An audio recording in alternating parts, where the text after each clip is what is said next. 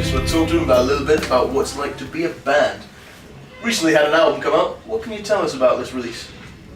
It's our debut album, so it's our first album, and we're excited. It's been a long time coming. It's been 2 years in the process of releasing it, so yeah. We are excited to have it out, definitely. We've been sitting on it for far too long, and it's finally out there. So it's like a weight that's been lifted. Yeah, it really is. Yeah. What can you tell us about like the recording process, stuff like that? It's been a while because you've had your EP as well before this. Yeah, we had our EP before. So what was the difference kind of with these new songs? Well, the EP songs are actually on the album as well. Yeah. They were actually recorded as an album, and then we split it up for the EP. So. I mean, our management at the time and us, we all thought it would be a good idea to get an EP out there to, boost, get people more aware of us before we drop a full album. Yeah. Which seemed like a good idea at the time. Raise some awareness. Yeah, raise some awareness. Yeah. That's it. Yeah, charity vibe. But yeah, that's initially what happened. But we recorded it with a friend of ours, Dan Lancaster. Yeah, and it was an enjoyable process overall, but just took the piss to get out.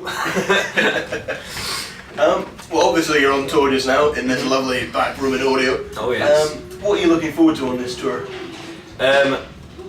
Honestly, we were most looking forward to coming up to Scotland. Yeah. This is our first day here, so you know what? It's been a classic so far. So cool. We love coming up here. We really do. Yeah. Awesome. That's good to know. Yeah. How important do you think it is for bands to tour, like, especially at the start of their careers? It's imperative. It is totally imperative. It is. You can't be a band unless you tour. I mean, obviously there was that MySpace sensation back in the day where you didn't have to do anything but put songs on the internet. But now you have to be playing to people, real people in an actual place, face to face. Real people in an actual place, face to face. Not just your hometown. You got to build it up in your own hometown, and then you play the next town and the next town. It's the same old story, but these days more than anything, if you want to get your name out there, you need to be playing anywhere you can, whenever you can. Because anything on the internet just gets brushed aside. Yeah, totally brushed aside. I'm the same, like. So saturated. Yeah. No, so there's rarely bands who actually will put the effort in and go out on tour. Yeah, I think live music is the future, even though it is the past. Yeah. It's the future. It's a constant. It's a constant. Yeah. It's a circle. The circle of live music. That's what they call it. Is that what they call it? That's what I call so it. the scholars have said. That's what I've just coined it as. Yeah. That's that. You heard it here first. Cool. Well, you've certainly done a lot of tours so far. Have you got any weird and wonderful stories from your time on the road?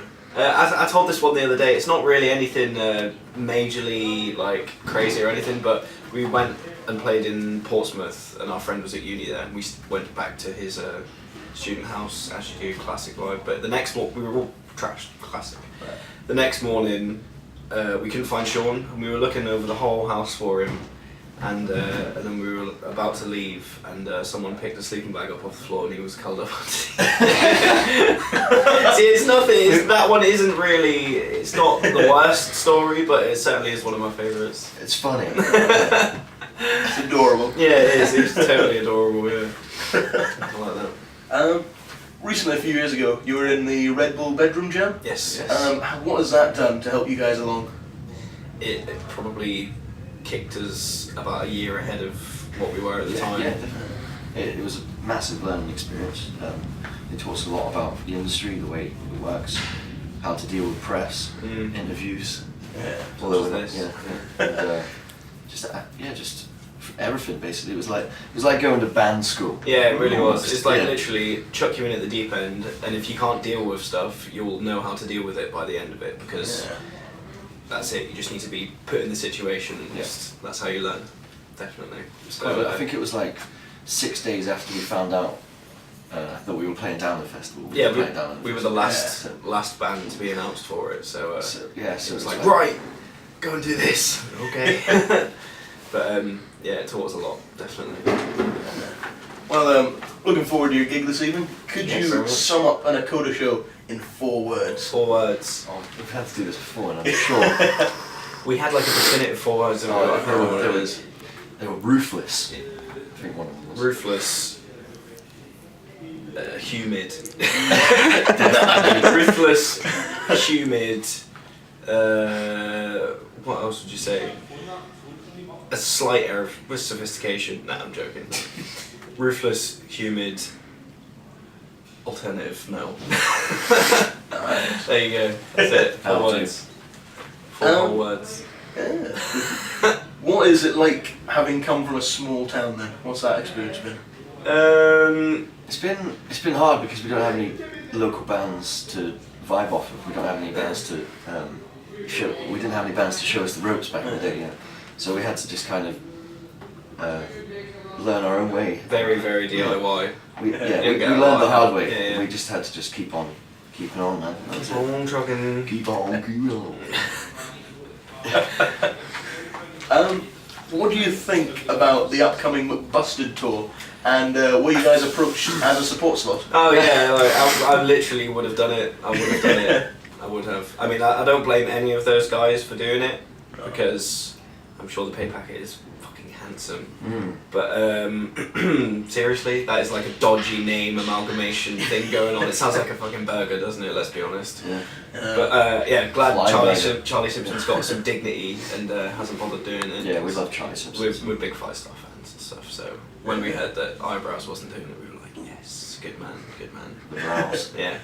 So you wouldn't be up for a kind of Acoda boy band spin-off kind of thing? Maybe. Depends how drunk we are, really. I mean, we've been known to dance to anything. So we're not fussed. We like music. Yeah, we like music. Shame in that. Exactly. So just as long as it catches your ear, who gives a fuck. But McBusted can Do one. Better name, I think. Yeah, Needs to be definitely. done. Needs a bit of work. So what are the plans then for the future of Acoda? More touring, writing a second album, hopefully having a second album finished by the end of, well, sort of mid to the end of next year. And just, more shows in Glasgow, hopefully. Awesome. Yeah. Thanks very much, guys. Thank you very much. Have a good show. Will do, thank you very much. Cheers, pal.